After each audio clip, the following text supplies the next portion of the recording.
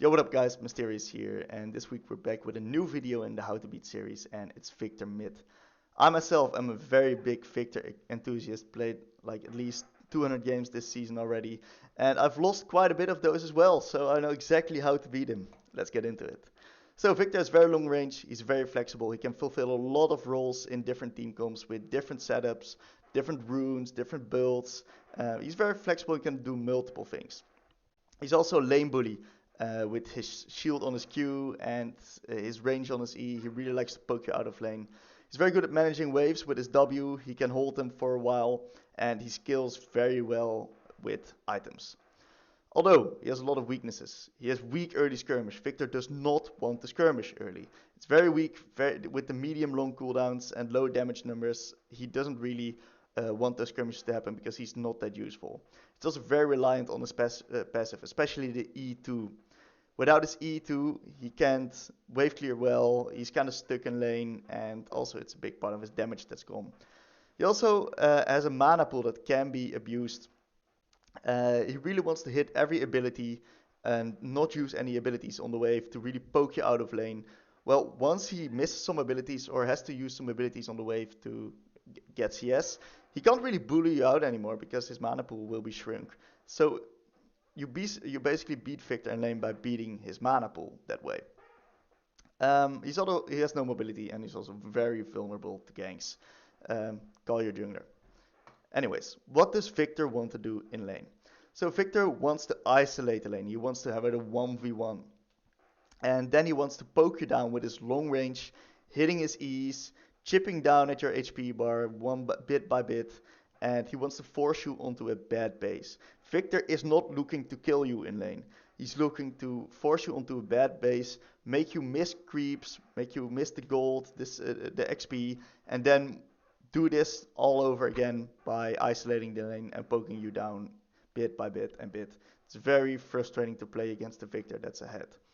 He also wants to skill up and hit his power spikes and team fight straight after once he hit the power spikes. He's a demon front to back, and especially when it's a strong Viktor, can't really get onto him, you're gonna have a very, very rough time.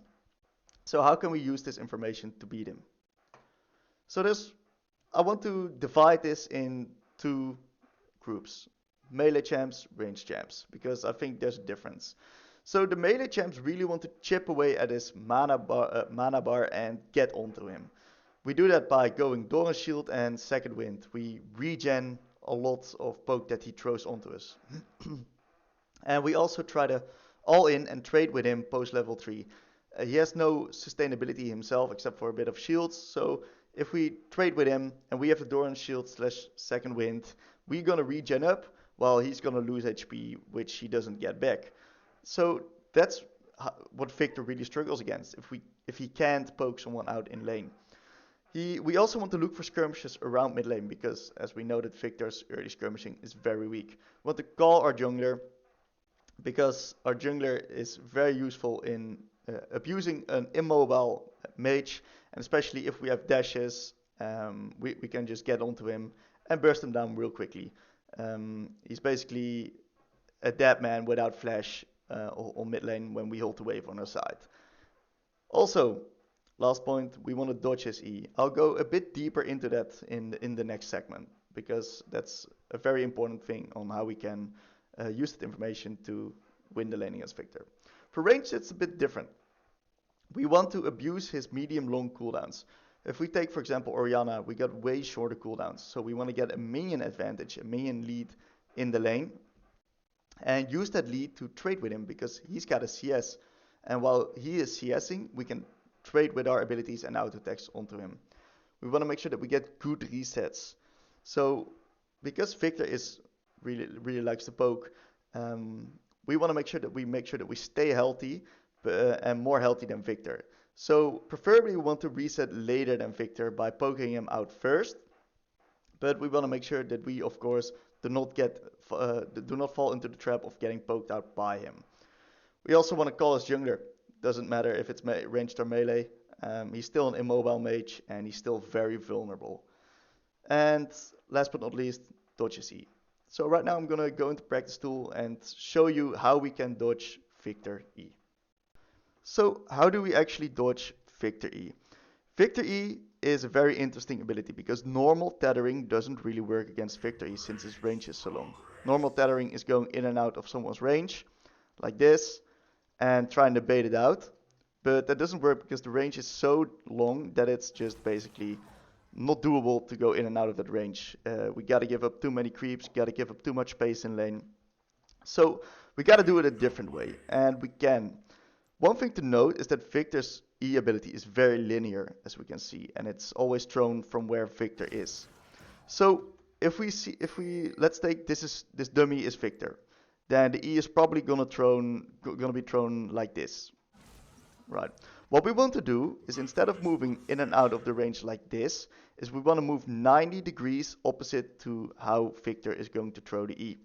That makes it way harder for him to actually hit it because the hitbox is not hard to hit with the range, but it's rather a bit harder to hit with the thickness of it. So if we fake up on movements like this and make some patterns that he cannot really figure out, right, he is going to miss a few E's here and there, and the E's cost a lot of mana. And as long as we make him miss a few E's, if we move like this, he's really gonna struggle bullying us out in the lane. And once he's missing E's, he's getting unconfident, and it's going to just be a snowball effect. Moving on. Here's examples of a few champions that you do and you don't want to pick into Viktor. Sylas, Akali, they both can run D-Shield and can get onto him really easily. Akali, especially post 6, has immense skill threat, but Sylas, already post level 3, he wants to trade heavily with Viktor, and he can just regen it up with his W, D-Shield, and post level 6, especially level 7, if he gets onto Viktor and steals his ult and Viktor has no flash, Viktor just dies. He just gets one shot by one combo from Sylas. So it's very obnoxious for Viktor if he doesn't play it well. Sylas is definitely a good pick into Viktor. Champs you don't want to pick are Lissandra and Cassio. Lissandra because her laning is quite weak, and Viktor will bully her. He will use his range advantage and take Ahri and just completely shit on Lissandra and her lane. Cassio because she doesn't have the range to match with Viktor's E, and if she wants to go onto Viktor, his W kind of blocks her way, and his ult is just very annoying as well once he places it. Yeah, it's just annoying for her. She has some windows, but she's got to be very creative. So we're moving on to two examples, one melee and one ranged example of how to beat Viktor. First one's going to be Faker's Akali. As you can see, opted in for Doran's Shield and probably also has Second Wind in the runes, so she knows that the trades that Viktor wants to take onto her don't really matter. Hence is why she's happy to go onto him and just Q him even through the wave. Let's see how he plays it a bit further. He's quite respectful, but he gets level 2, takes the heavy trade, knows that Viktor cannot walk up because he doesn't like to get damage onto him. But the wave is slowly coming into Akali. She's chilling right now. Grabbing the CS. And Viktor cannot really bully her because of the setup that she took. And that's basically how we already beat Viktor. And especially if we get to level 6 soon, then we just can go onto him and assassinate him all the time.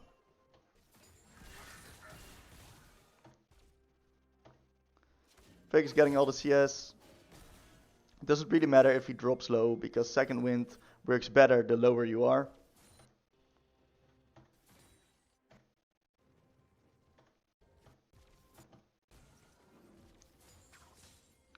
Waves in the middle.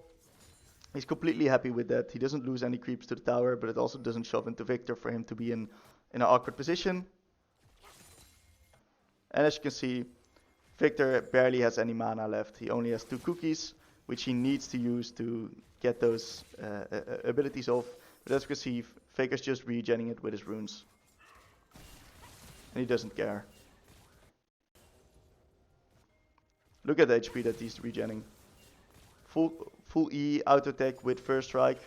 And he's just fully regenning. It's crazy. He's using his potion right now as well.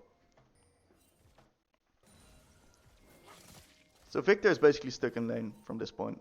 Only thing Akali really's got to do is make sure that she doesn't die to a gank.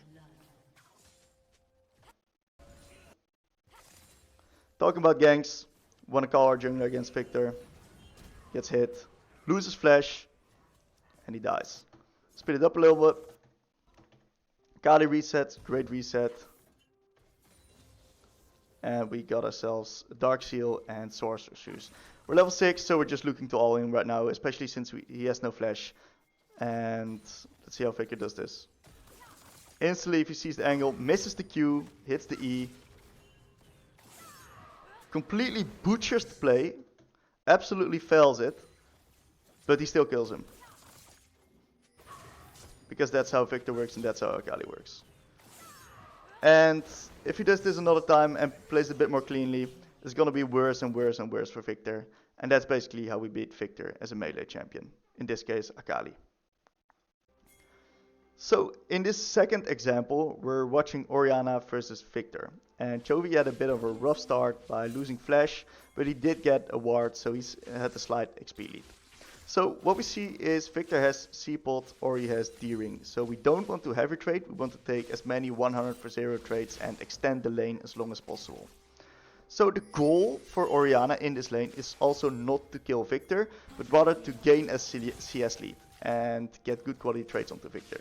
So what he's doing is he's trying to get the shove in the wave, so Viktor has to answer to get the creeps. In the meantime, Orianna can trade onto Viktor.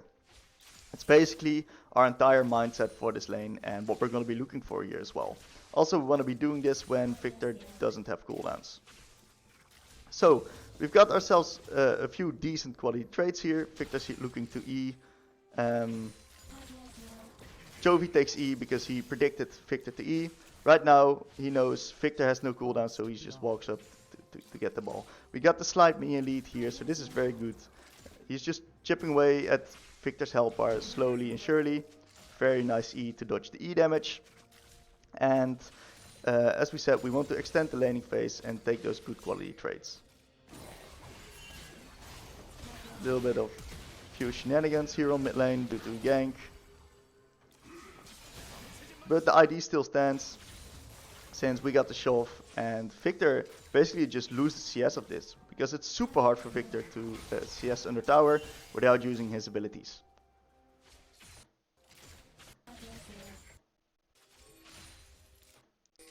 Still got the shove. Getting those good quality trades on. Right here. Viktor uses E. So Chovy walks up, he knows this, beautiful auto spacing. Viktor has no Q now, and Chovy is very happy with what's happening here. This lane state is good for us, since we got D-Ring, he's got C-Pot, and he cannot really base right now to refill his C-Pots because the wave is in a unfortunate state for him. So he knows here, Viktor no E, tries to shove out the wave, keep the wave in this same situation. And he sadly gets ganked here. And that's unfortunate, but it's not the end of the world.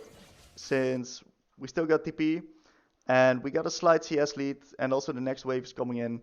So the idea behind this still stands, and if we can do this consistently, and of course, without dying, that's how we beat Viktor, because we will go CS up, and we will have more pressure on the map. So that was the video on how to beat Viktor. I hope you guys enjoyed, and I'll see you next week with some more videos, and I wish you guys a great day. Bye bye.